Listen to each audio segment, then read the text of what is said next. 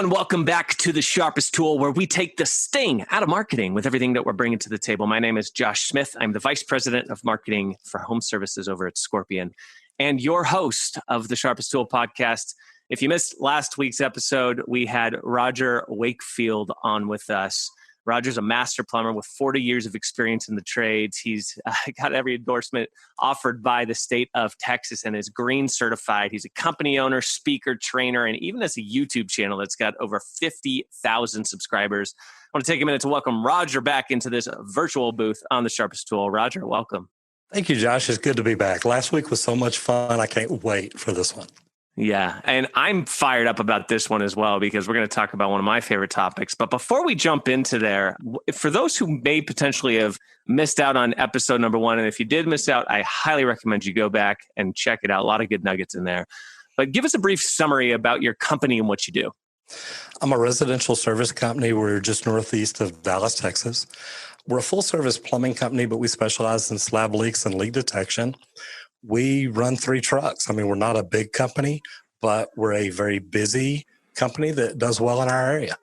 I love that. And we left off our conversation last time diving into social and content marketing, which is one of the most undervalued areas of marketing. And quite honestly, for a lot of home service businesses, is one of the biggest mysteries. How do you actually tackle social properly? You know, and we ended specifically with your philosophy of social to local growth and how social leads to local growth. Quick recap on that. What does that mean to you before we dive into this? Everybody wants to sell marketing to us because marketing is really easy because we can take keywords and we can niche down and say, look, I want to talk about plumbing in Dallas. And that's easy to do. Social media starts getting a little bit different because every time I put up a video, I mean, my video is available worldwide, but how do I communicate and how do I reach my local consumers here in the Dallas area? And maybe not even Dallas, maybe specifically to Richardson, the city that my plumbing company is in. And if you learn to do social right, and it's more than one aspect, it's just like building a website. You can't just build it. You've got to work on it. You've got to do things to it. You've got to have different aspects. Social media is the same way. It's not, well, okay, I'm doing social. I'm going to just make 1 million Facebook posts a day. Yeah. There's more to it than just one platform. And social is a little bit different that way. It's not like a website where you've got one spot, you do everything. Social media is multiple platforms. And, you know, I always start out talking to people saying, you need to know where your avatar is. Where is your customer at? Are they on LinkedIn? Are they on Facebook? Are they on YouTube? Are they on TikTok? Who are you trying to reach?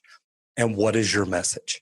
I love that. Let's dive in and break this down tangibly. Let's talk about networking. How do you view networking and what are some of the tools you use? Networking itself that is the thing that completely changed my game.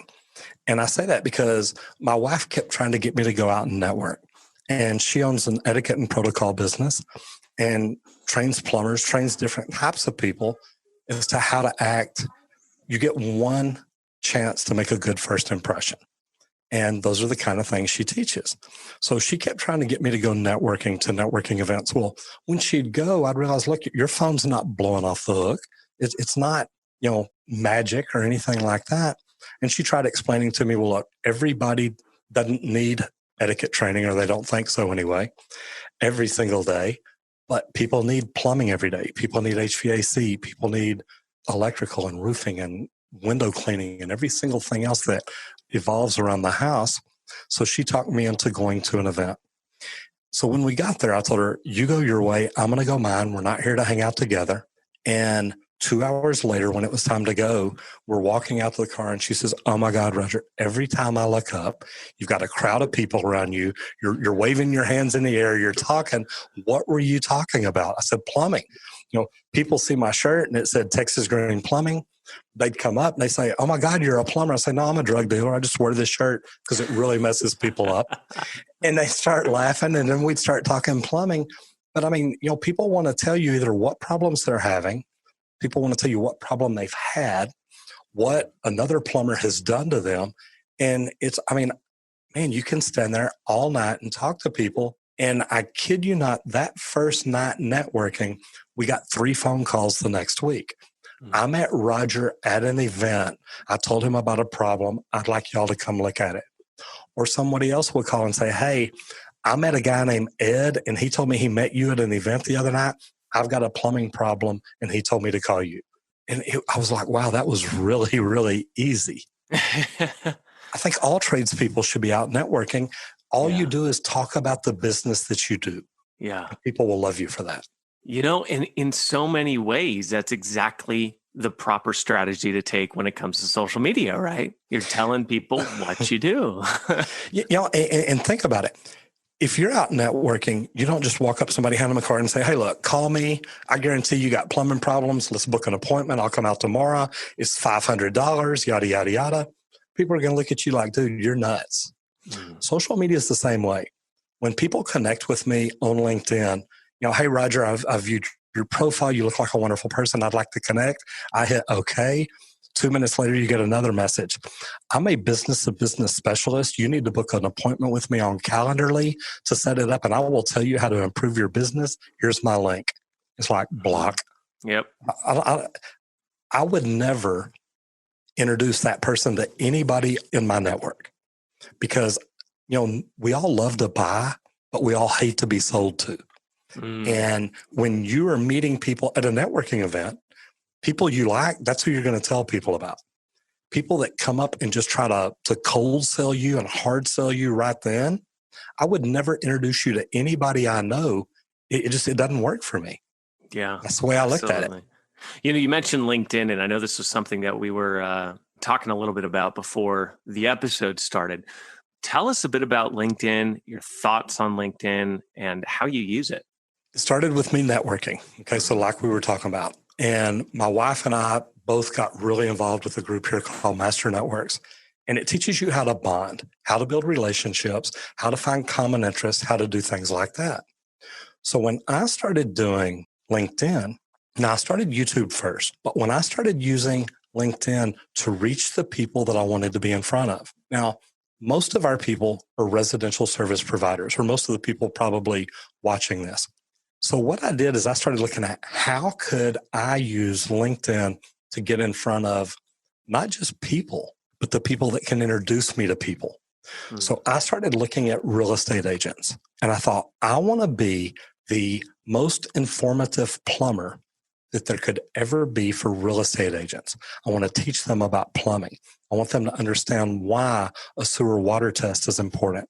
I want them to understand why an inspection is important. I want them to understand the value of it and understand why it's expensive to tunnel under a house, why a yard relay or something should be checked or inspected or whatever it is. And I started using LinkedIn to grow locally. I started reaching out to local real estate agents, and I would just tell them, hey, I'm Roger Wakefield. I put out valuable content that can help you help your customers. And I started building connections. I'm a plumber in the Dallas area. I'm northeast of Dallas. I think I've got about 13,000 followers. I have about 8,000 connections that I'm directly connected with. But I still put out good information that they can share with their customers. And there's so many real estate agents that reach out to me and say, hey, look, I'm connected with you on LinkedIn. I'm giving your information to somebody. I just wanted to call you and tell you. And I mean, Josh, think about it. If we go out networking, we're meeting one person at a time, maybe 3 or 4 if you can get a group around you. Yeah. But if we are on LinkedIn, I put out a post the other day that got like 5,000 views. Yeah. And imagine if you're connecting with people, 5,000 people at a time. You're telling your story that you would tell at a networking event to 5,000 people. Now, those people are listening to you, taking your advice. Now you have become their trusted advisor. So anytime that a customer of theirs has a plumbing problem, needs a plumber, needs to talk to a plumber, you're the first person they think of. You can't beat that. Yeah, definitely. Switching gears over to the website, blogs, we at Scorpion, we hear this a lot. How am I supposed to make new content about plumbing? Or how do I best use our social media? When it comes to your website, what does it need to have? And what do you try and avoid? Number one, a website doesn't need to be too powerful. I mean, you look at some of these websites, and we had to start studying SEO whenever we had problems with previous marketing companies. And to the people that did not listen to our show last week, go back and listen, because these are the same problems every company out there is having. And if you listen to that and understand why I started doing what I did, it's huge. But to me, a website needs to give people a story. It needs to let them tell you why you do what you do. And it needs to let them know how to get in touch with you.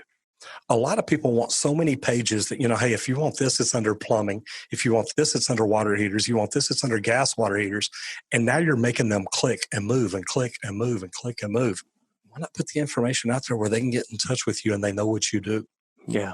And don't get me wrong, I love multiple pages, but I mean, man, we're not Amazon. We don't need 570,000 pages because we've got 570,000 products. Yeah.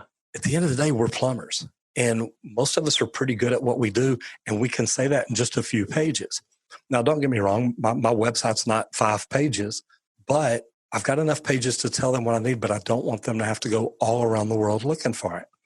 Yeah. And what you said about a blog, and if every company out there would understand this, people give you content every day, meaning people call your company and ask them a question. Every time people call, when they ask, you answer. Why not make that video? Why not write that blog? And if you can do that and get that information out there, people are going to understand you're bringing them value. You're not trying to sell to them. You're giving them good value. And when you give them good value, they're going to keep coming back. And the good thing is when you give them value, but it's something they can't do, they can't fix. Hey, I understand it's the gas burner on my water heater, but I'm not changing it. It's gas. They're going to call you because you have become their trusted advisor. Yeah. Roger, you saying that, I'm like smiling ear to ear over here because that's the exact piece of advice that we train on and we work with our business owners on. It's the easiest way to tackle social media. If you think about it, I want to go back to something you mentioned, SEO, just for those who might not be aware of kind of the complexity of that. It stands for search engine optimization. And ultimately what it is how do you make your website valuable so that Google shows it in the search results? And what you're talking about, Roger, is exactly how you do that. Because if you look at how Google has shaped and changed over the years, they've become more focused and interested on the context and the engagement factor when it comes to how you're searching. And if you marry that together with how people have changed their search habits, they've shifted more towards what we would call query or question-based searches. They're asking questions as if Google's some sort of person, right? And so Google's now got to respond to that. What's the best way to respond to that? Well, who's the authoritative expert in the Eastern Dallas area that's going to actually answer these questions that people are asking? That is a dynamite methodology that you have there, Roger. Well, and the good thing is, look, I've learned it from talking to the right SEO people. And, we're talking about social media right now. Let's jump on YouTube real quick, because what I do there is it's almost the same thing. I love long tail keywords. If I can make a question or a video to answer a question, and I put in the right content and I let YouTube, that is, let me surprise everybody here, owned by Google. So when people go to Google and search something, if there's a good video out there, guess where they're going to send them? To somewhere they own. And it's funny because, Josh, the first time I walked into a YouTube class, I walked in accidentally, and I'm going to say accidentally. I was heading to another class, and I walked by, and there's a placard out front that says, "Get in front of your customers using video." And I thought, wow, you know what? We've made a few videos about different things. I can do that. So I walked in, I sat down on the front row, and the guy's getting up talking. He says, Google is the second largest search engine in the world. And I'm thinking, this guy doesn't know anything, because Google is just where I store my videos. He knows nothing. Or YouTube, you're referencing. Yeah, YouTube. I'm sorry. He says YouTube is the second largest search engine. See, I don't know what I'm talking about. He says YouTube is the second largest search engine in the world. And I'm thinking, he's crazy. And I'm looking around. I thought, if this room wasn't packed and I wasn't on the front row, I would probably get up and leave right now. So I thought, you know what? I'm going to sit here. And I sat there and I listened to him. And over the next 45 minutes, I realized, man, I got to get on YouTube. Yeah. I got to start putting out videos to do something we just talked about. You ask, they answer. If you have customers that call and say they don't know how to figure out content, tell them to call and talk to their CCR, their receptionist, or whoever answers the phone. Yeah. Say, hey, what's the most popular question you were asked? Or, hey, what questions have you been asked this week? Mm-hmm. That is a blog. It is a video. Bingo. It's a Facebook post. It's a LinkedIn post. It's whatever you want to do with it. And people are going to read it because they have that question too. Yes. And if you can be the guy that answers that question, yes, man, you're it. That's it. You know, what social media platforms do you use? You mentioned YouTube. Is there anything else that you're pretty prominent on? I started out on YouTube because that day in that class, I was like, this is where I need to be. Yeah. Once I got back, I started playing with LinkedIn because of networking. I knew how to build a network. And thanks to Master Networks, I knew the things to do. Yeah. So when I got on LinkedIn, I did the exact same things I would do if I walked into a networking event. Yeah. I didn't sell to people. I wanted to bring value. If I'm at a networking event, Josh, and I meet you, I'm thinking, who do I know that I can introduce him to that will help him? Mm-hmm. Or who do I know that he could help? Yeah. And I do the exact same thing on LinkedIn. When people reach out to me or I reach out to connect with people, it's because either I think I can help them or I know somebody that they could help. Mm-hmm. And as long as I keep building relationships that way, man, it is amazing. Yeah. But LinkedIn became my second platform because I started learning how to get in front of the people that could put me in front of more people. Mm-hmm. That was reaching out to real estate agents, bringing them value. And then every time they knew somebody looking for a plumber, they'd put me in front of them. That was phenomenal. Yeah. YouTube, over 50,000 subscribers. What's working? What's been the secret sauce? Well, and it's funny because we're almost up to 60 now. I mean, we're to the point right now, we're getting about 400 subscribers a day. The cool thing is, and I want your people to think about this because I started my YouTube channel as Texas Green Plumbing. And then I changed it to the Expert Plumber because of a contest I had won from American Standard. And then I changed it to me, Roger Wakefield, because I wanted to grow that brand because I want to build me and help people and do different things. But the whole thing is, even today, after we've been doing this 2 years and about 4 months, we still answer those questions that come in. Mm-hmm. We still put information out that people are looking for. To this day, in 2 years and 4 months, I don't get on and sell. I don't get on and tell people we're running a special on water heaters.